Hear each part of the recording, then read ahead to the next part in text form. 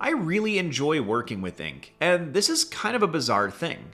In my brain, I like to have things that are malleable, things that I can rework, that I can change, things that I can bend to my will to get them to do exactly what I need them to in any given situation. And ink is not that at all. Ink is permanent. It sits there on the page regardless of whether I put that mark intentionally or not.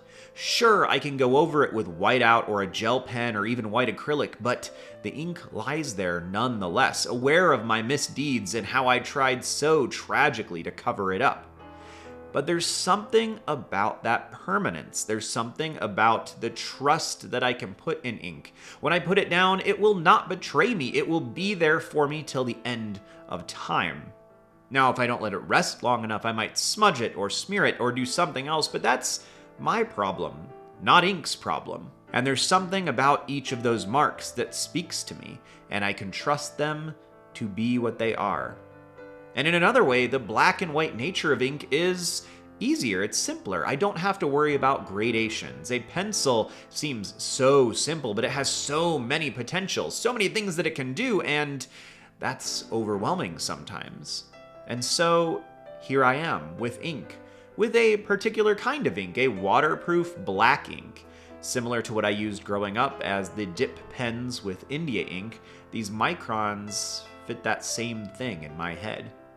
They're reliable, they're consistent, and above all, they allow me to continue making things and putting them down on pages. And it's my fault when something goes awry. It's not often that I've been able to blame my pens for not doing their job. Oh, I've blamed brushes, I've blamed colored pencils, I've blamed paints, I've blamed canvases for years, but I cannot, in good conscience, blame my pens. Maybe I can blame the paper, but I cannot blame my pens. And the limited options make the entire ordeal more pleasant.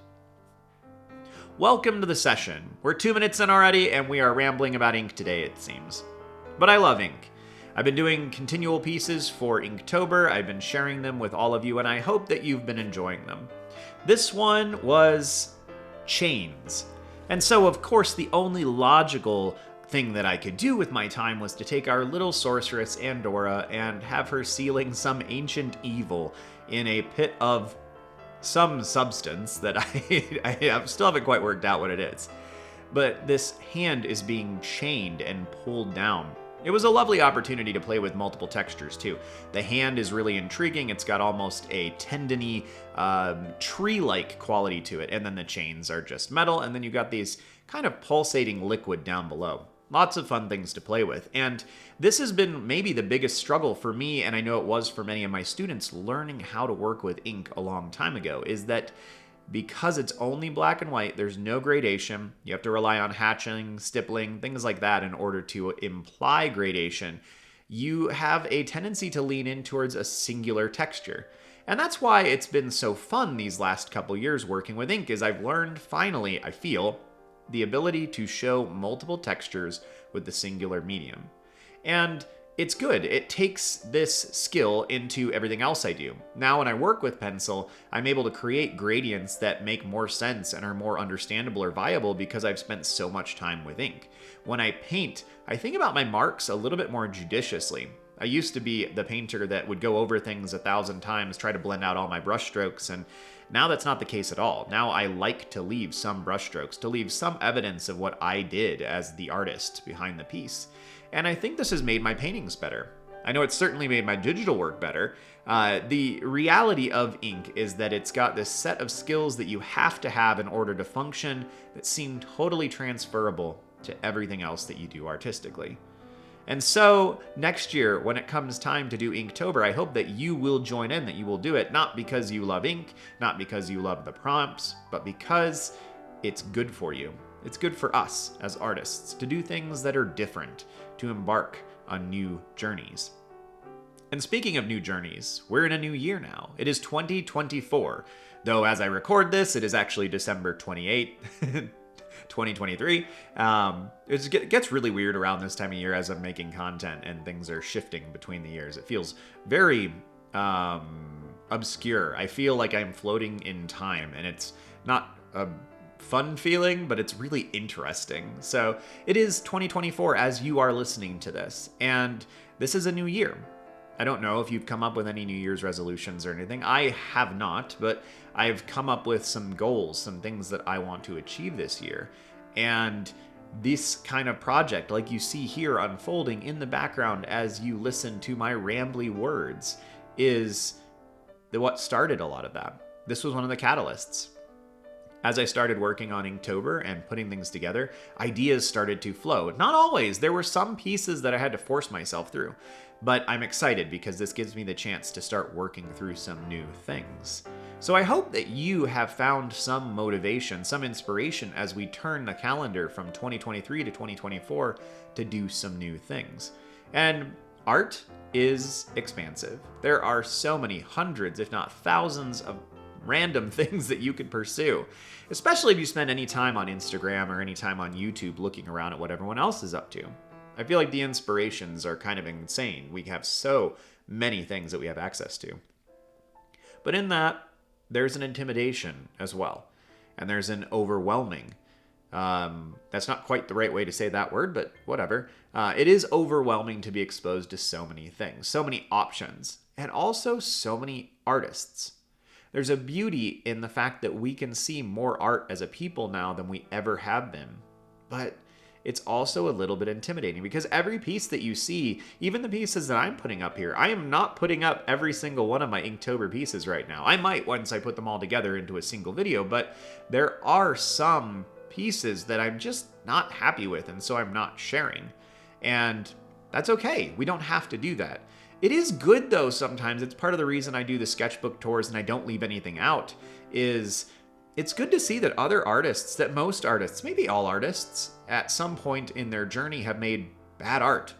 And bad art just simply meaning art that they were unhappy with or art that they wouldn't share.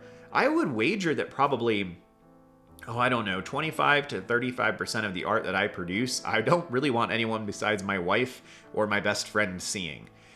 Because those are the people in my... Oh, no. Sorry, I thought that it wasn't recording for a moment. It was no longer registering the volume of my microphone. But those are the people that I know that always have my back, regardless of how awesome or terrible my artwork is. And hopefully you have at least one person like that. I feel like you don't need a ton, but you definitely need one person who's got your back. Somebody who is going to look out for you and who is going to just give you solid feedback and be encouraging, whether it sucks or whether it's really cool. So there are always pieces like that, though. And when we look on Instagram, when we look on YouTube, we only really see the curated stuff that people are throwing out to us. And that's not great for our psychology. It leads to this idea that everything that you produce, not just everything that you put up, but everything that you produce should be of a particular quality. And that's just not true. Most of my sketchbooks are filled with drawings that are just drawings or sketches. They're not projects, they're not finished pieces. The cool part about Inktober, and one of the reasons I keep singing its praises, is that all the pieces that you do are technically finished pieces. So all of the pieces that I've done for that project are completed pieces, completed illustrations. And that's really cool, but that's not particularly common. I've got one sketchbook, maybe. I think one sketchbook I've ever done that the entire sketchbook is completed pieces and projects. I love the idea. It's kind of romantic of producing a sketchbook that is entirely finished pieces and finished products, but it is intimidating, and I don't know that it would be very healthy for me. I've thought about the idea of setting one aside where I only work on finished things in there, but even that's kind of scary because I just end up working through my other sketchbooks that are lower stress. There's so much in the way of expectations when you sit down to work on a sketchbook where every piece has to be not perfect, but every piece has to be presentable. And that's intimidating. That's not why I'm in it. That's not why I'm sketchbooking in general. I really like how this piece kind of comes together with all of the elements and their differing textures and the smoothness, the large areas of silhouette and things like that. And then also just these really highly textured components on the hand itself. This was a fun piece to do. And right now, of course, I'm doing the really low stress thing of like just filling in shapes and putting them together. But you know what? every piece can't be detail from stem to stern, or it's really not that interesting. So you have to be working on different things, different aspects as you move through it. So I hope you've enjoyed this session. This one was a little bit shorter than normal and maybe a little bit more rambly, but I hope that you are having a good 2024 so far. And if you're not, just keep in mind that you're only a little bit into it. So there's all of these months and days and weeks for things to be improved, for things to look better. And I really, truly hope they are for you. So if you're still here, thank you so much for listening. I appreciate every single one of you who are listening to these videos. I would love to hear from you in the comments about anything you would like me to talk about in my upcoming sketchbook sessions. I'm obviously going to continue to do one a week as well as the podcasts, but if there's anything else that you'd like to talk about, feel free to share that in the comments or in the community posts. I really appreciate it. Have a good one, y'all. See you soon.